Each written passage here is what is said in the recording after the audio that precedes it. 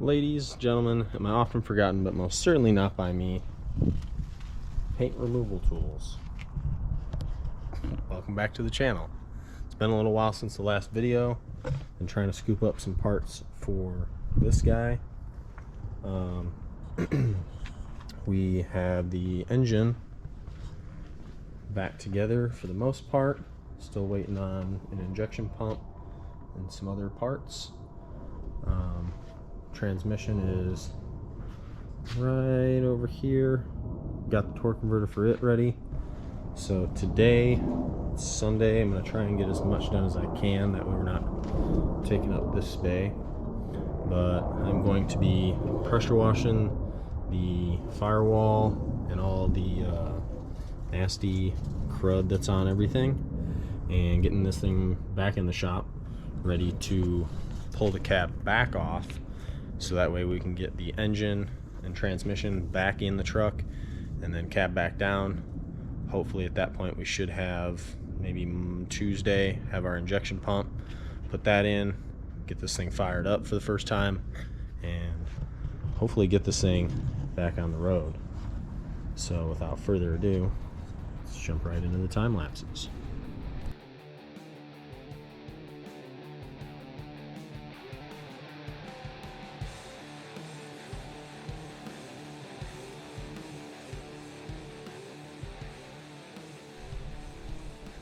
Okay, we got her inside. I went and had this thing outside, pressure washed literally the entire engine bay. This is a oil field service truck. Saw a lot of lease roads, so there was a bunch of caked on mud and dirt and everything, so we got all of it cleaned up. It's kind of hard to see, but there was some pretty substantial mud and stuff up underneath it. So I'm going to focus on getting the cab back off of this thing so we can get the engine and trans put back in it. I got a few things left to do on the engine and trans to get them together before I put them in, and then yeah, so I'm going to go back through the handful of things that I did when we put the cab back down it to pull it outside, like steering shaft, brake booster, 1 or 2 body bolts, nothing crazy, and then we'll be ready to start stabbing some parts in.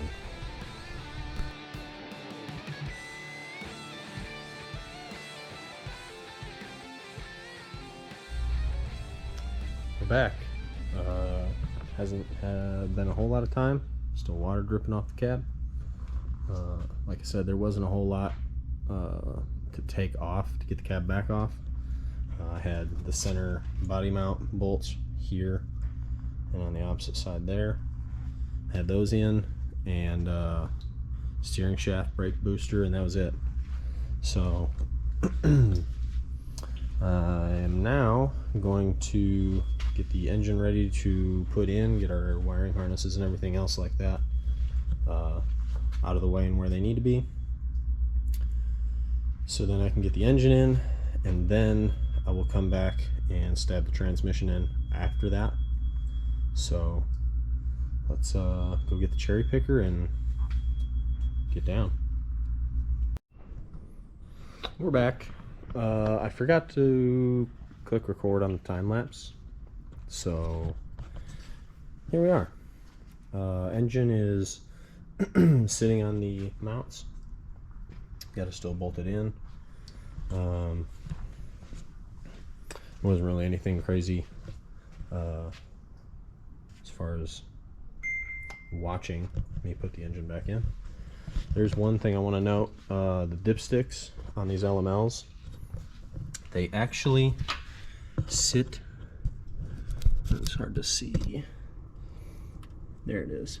So this dipstick goes behind the motor mount. So when dudes remove certain exhaust parts of their truck that happen to have maybe coolant running through them If you know, you know. This little tab right here, nobody bolts this to anything, nor with this, which makes this guy vibrate a ton, and it will actually crack the mount from the dipstick to the block right here, and it'll crack that weld and cause an oil leak that can be kind of a pain in the ass to figure out where it's coming from. Just so, been there, done that. It's not fun to change that dipstick out with the cab on and the engine in there, means that it's behind the motor mount. I know, believe John Conchato sells a little bracket deal for this to kind of stabilize it. So there's that option. But yeah, engine's back in. Gotta go get the trans ready. I'll try and remember to time-lapse stabbing the trans back in. So let me get this thing bolted down and move on to the transmission. So it's been a little while. I 100% forgot to film me putting the trans and transfer case back in. Just kind of got in that head down, get it done. Work mode. So engine and trans are officially in and bolted back down. Still need to do torque converter bolts, starter, ditch this wild flex pipe exhaust crazy situation that's going on, and then start putting wiring and stuff on. So that's where I'm going to stop today. Probably going to stay late tomorrow and get most of that stuff wrapped up. So for me it'll be like 24 hours. For you guys it'll be this next clip. So till the next clip. We're back. It's been a day, and I forgot to film putting the transmission in and the transfer case. I got all my torque converter bolts in and the starter back in. I'm going to clean up some of the accessory drive stuff. It goes here and here. Get that stuff cleaned up and ready to get put back on, and then start hooking up some wires and stuff, get this thing ready to go cab down. So pick up here in a little while.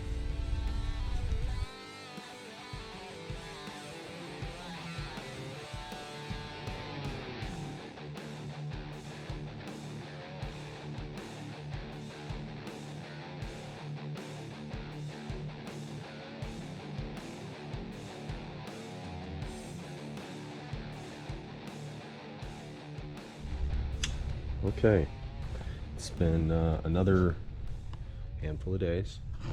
Had to run down to GM and get our injector return line assembly. So I got that. Still waiting on the CP3. So I got to still have to put this fuel line stuff in, which would have been a lot easier without the turbo in. So with these injector return line assemblies,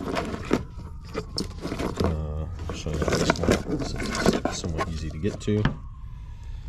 These top portions will slide down over the probably easiest just to show. Come over here. So on these injectors, the returns have these little deals that stick up, and let me make sure. So on these, they stick down over the top like so, and then you'll push them down, and then this top part will push down to lock it. So I'm gonna go get some lube for all these tiny little O-rings, and then get that stuff put on and route my fuel lines, and we'll touch base after that.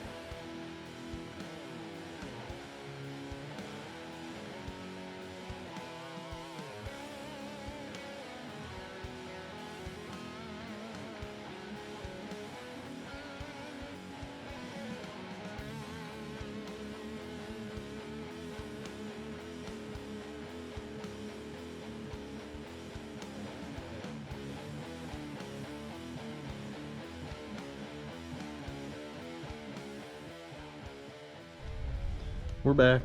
Got all my injector return assembly put on. Still waiting on my conversion kit for the CP3 so I can put the plug in for the 9th injector. We're going to be putting the engine harness back on before I go cab down. I would like to have put the CP3 back in here with the Y bridge and stuff before I went cab down. It's just a little bit easier than hanging over the front of the truck. But waiting on parts. It's not just customer stuff. Like, we also waiting on parts is a big hang up. So got our lower radiator hose in. I'm gonna run all my harness as I see fit before I go cab down, just because I don't want to have it in the way if I'm putting parts of the compound kit on. So there's going to be a handful of things that I don't hook up still. So I'm going to get my harness ran. It's just kind of jumbled up, laying across here for right now. So we're going to get that all squared away, get the chassis harness ready for the cab to go back down, and get this cab back down and making more progress. So back to the time lapses.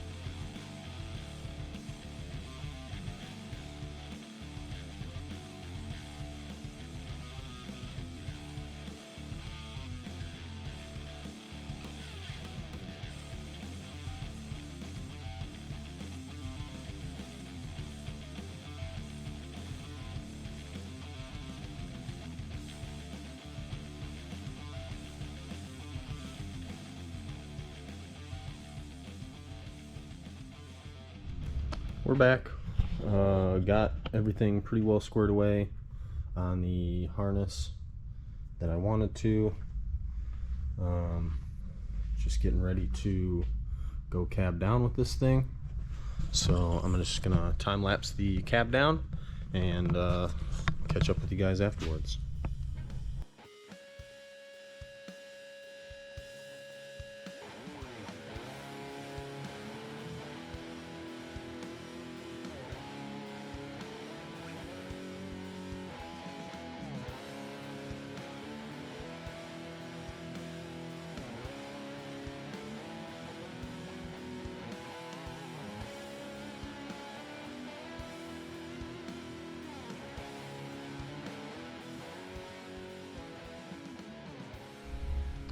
We're back, and as you can see, we got the cab back down.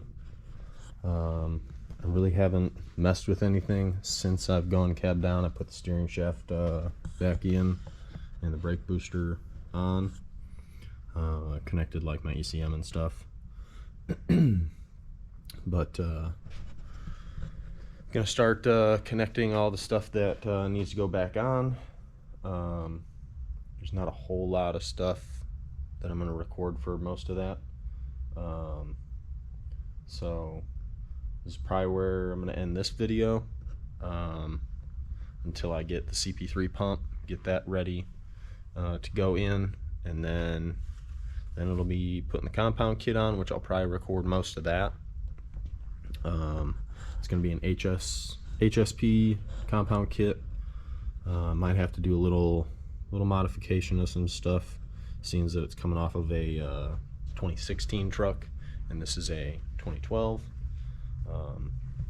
Hopefully not a ton of stuff, but yeah, so we're still making progress on it. Hopefully this thing will be running and driving on the road next weekend. So don't forget to subscribe, like, comment, all that fun stuff, and we'll see you guys in the next one.